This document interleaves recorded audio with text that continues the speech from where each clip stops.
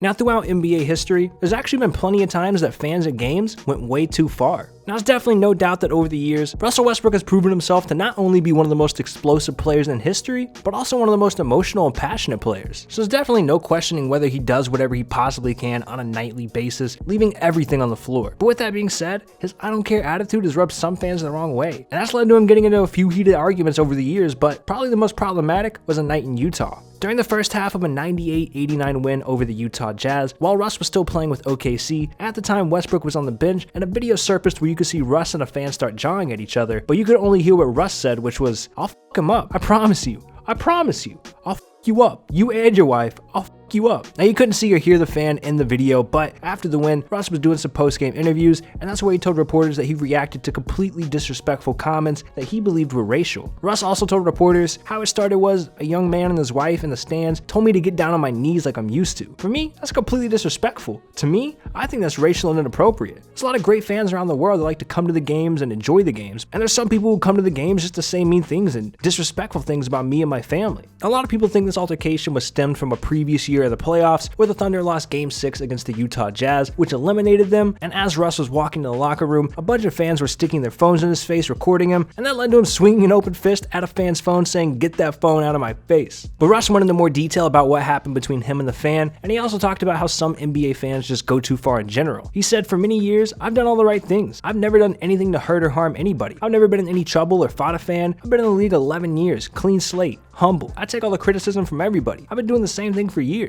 For me, disrespect will not be taken." That's just one video. Throughout the whole game since I've been here, especially in Utah, there's a lot of disrespectful things I said. I'm not going to continue to take the disrespect to my family. It's got to be something done. It's got to be some consequences for those types of people. And just 2 days after the incident in Utah, LeBron James actually spoke to reporters in the Staples Center about Westbrook's situation, and he said, "I think that situation, the fan was out of line." What he said to Russ, there comes a point where it's about respect. It's the only thing you got in life is respect at the end of the day. We could play basketball, we could report about the game, you guys can cover the game, but at the end of the day, as a man, all you guys show respect. That guy crossed the line. LeBron even defended Westbrook after the entire situation when he said, "Obviously Russ is a very passionate guy, but Russ is married with 3 kids, a set of twins. No matter if you like him or love him or the way he plays the game, the guy's one of the most loyal people I know, one of the most down-to-earth guys I know." And that guy just took it too far on the other end. They could have missed some words, Russ could have said things a little bit differently, but at the end of the day, he was right and the guy was wrong. And shortly after that situation took place, the Utah Jazz released a statement where they lifetime banned the fan who instigated it all, and they said the ban is effective immediately, includes all arena events with an investigation through video review and eyewitness accounts.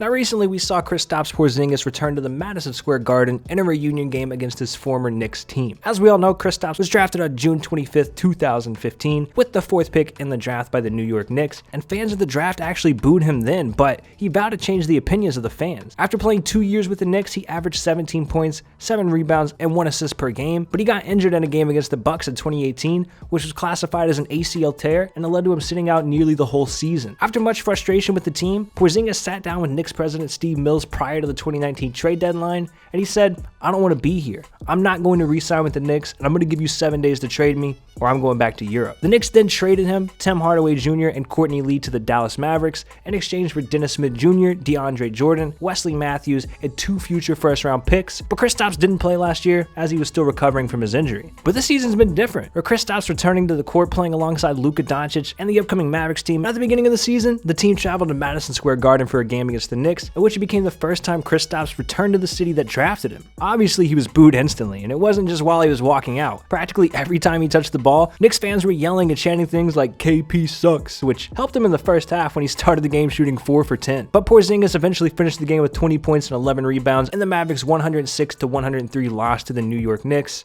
And New York forward Marcus Morris spoke about the chanting and said, "It looked like he was a little rattled too. It kind of helped us." But after the game, Kristaps spoke with reporters about the game and he said, "I'm not going to try to win them over now. It is what it is. I understand where they're coming from. I remember when I was there, the expectation was always high for us. It's a city hungry for success in basketball. For them and for the fans and the city to be going through this year after year, it's got to be tough." When Kristaps was asked if the booing was fair, he said, "It was pretty loud. Their fans are really passionate, of course. It was no different tonight. I don't know if it's fair or not. It's what they know. It's what they've heard. I don't really think about that too much. It is what it is." Luka Doncic even talked after the game about Porzingis' situation. He said, "He's very professional. Like I said, he doesn't deserve this. They booed him in the draft. He did a lot of things for the Knicks. Honestly, from my point of view, he doesn't deserve that, but I think he handled himself very professionally. He didn't do anything, and it was very, very difficult for him." Now, with LeBron James being drafted to the Cleveland Cavaliers with the first pick of the 2003 draft, he was instantly placed with expectations of becoming the next Michael Jordan and being the chosen one to bring a championship to Cleveland right when he was 18 years old, being put on the worst team in the league from the year prior. And LeBron did everything he could his first 7 seasons in the league with the Cavaliers team, winning Rookie of the Year his first season, averaging over 30 points per game twice, carrying the team to the finals in 2007 but being swept, and of course winning back-to-back MVPs in 2009 and 2010. But heading into the free agency in 2010, shortly after LeBron and the Cavaliers were once again eliminated in the Eastern Conference playoffs by the Celtics, a moment happened that changed the way people viewed LeBron James all the way until present day.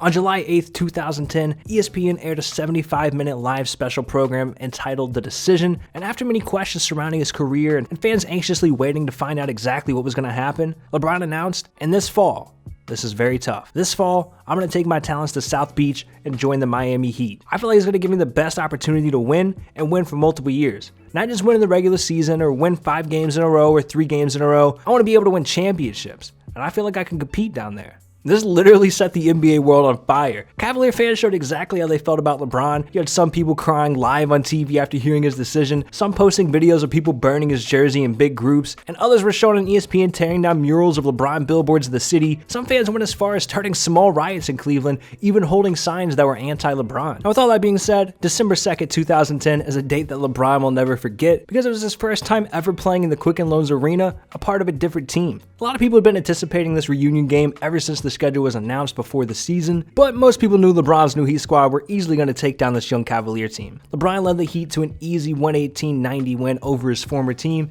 He shot 15 of 25 with 38 points, but the hard part was LeBron having to deal with boos as he came out for shoot-around before the game and throughout the game. And of course, fans around the entire arena came with various signs expressing exactly how they felt towards LeBron and tried sending shots in any way possible. But after the game, LeBron spoke with ESPN the day after and said it was something that nobody had ever seen before. Everybody knew the emotions behind it. Cable television made sure they captured every moment. It was an eerie feeling just going back. It was an uncomfortable feeling going back because of the situation. And I knew how up in bunches everybody was. The only thing I was talking about was how well can I play? I just wanted to play well. I wanted to play well more than anything. I knew that I had a group of guys that were going to ride for me that night no matter what. That was just the makeup of our club. I wasn't worried about that. But it was an eerie night. Once I hit the court, I'm in my safe haven. Once I hit the court in warm-ups, you could hear the boos. It's probably the loudest I've ever heard boos in my life. I felt the animosity. I felt the scrutiny. But once the ball was tipped, I'm in my safe haven. There's nothing that can stop me from being the best I can be. I mean, I'll never forget it. I'll never forget both instances. I'll never forget December 2nd, 2010, and I'll never forget us winning the championship in 2016 in that parade. Those are 2 things that will always be instilled in me for the rest of my career. It's both. There's a negative side and a positive side to it. It doesn't stop me from pushing forward, but it's something that I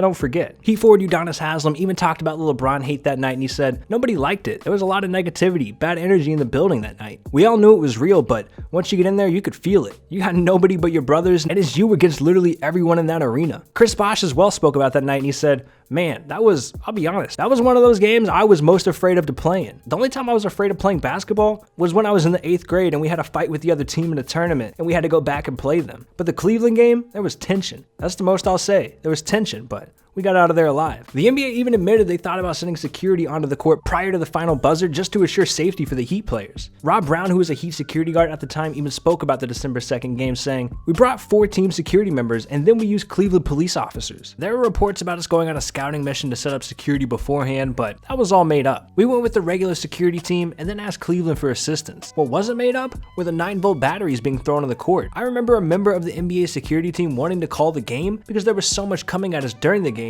We were basically ducking behind the scorer's table just to not get hit. I remember saying, this is the most hate I've ever seen. Ever. The signs, the looks on the fans' faces. We got there 3 hours before the game and it was packed. It was loaded. There was just so much anger in the air, so much passion. It was something else. Now, with Joakim Noah playing a big role in many playoff runs for the Bulls in the past, Joakim was also one of those players that tried to get into other teams' heads in any way possible, and a lot of people might even remember him trash-talking LeBron James and the Cleveland Cavaliers during his prime years. But just like players, Noah and certainly NBA fans don't always get along either. During the 2013 playoffs between the Bulls and the Heat, of course Noah was facing LeBron James once again, and he was jawing with refs, then eventually got ejected. When Joakim started walking to the locker room, a woman turned towards Noah and gave him the middle finger so close it was almost touching his face. After this happened, the picture went viral and the woman became a meme on the internet, as well as ESPN for her hatred towards him. And her team easily won 115-78. After the game took place and the pic went crazy online, a friend of the girl who sold her the ticket said, she's a really good woman. She just got caught up in the heat of the moment. I don't think she'll be showing her face around for a while. But despite the Heat cruising to a victory during that contest, Heat star Dwayne Wade made a statement for all fans to stay respectful despite whoever's in the building. He even said, "At the end of the day, we're all human. We're all regular people just like you. It's unfortunate. We just want to ask our fans to cheer for us, to boo them when you come here and all that, but let's stay first class around here, Miami."